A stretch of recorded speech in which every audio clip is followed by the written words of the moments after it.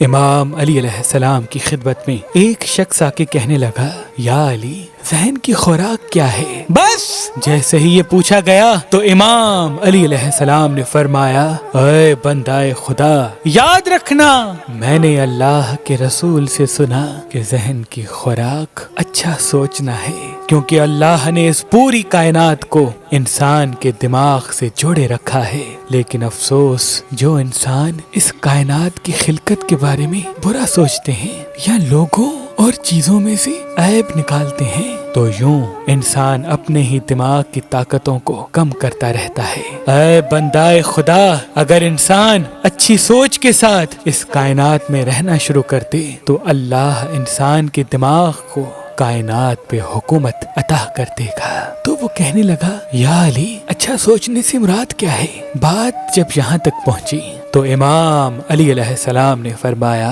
اچھا سوچنے سے مراد معاف کرنا ہے۔ اس کائنات کی ہر خلقت کے لیے امن سلامتی کی سوچ کو مقدم رکھنا ہے۔ اے بندہ خدا، میں نے اللہ کے رسول سے سنا کہ اللہ نے آسمانوں کے بیچ میں فرشتوں کے لیے ایک دروازہ قائم کیا جو ہر اس انسان کے لیے کھلتا ہے جس انسان کے دماغ میں اللہ کی مخلوق کے لیے اچھی سوچ ہوتی ہے، اور ان فرشتوں کا کام یہ ہوتا ہے کہ وہ کائنات کی ہر نعمت کو اس انسان کے قدموں میں بچھاتے رہیں، اس انسان کے قدموں میں بچھاتے رہیں، اس انسان کے قدموں میں بچھاتے رہیں۔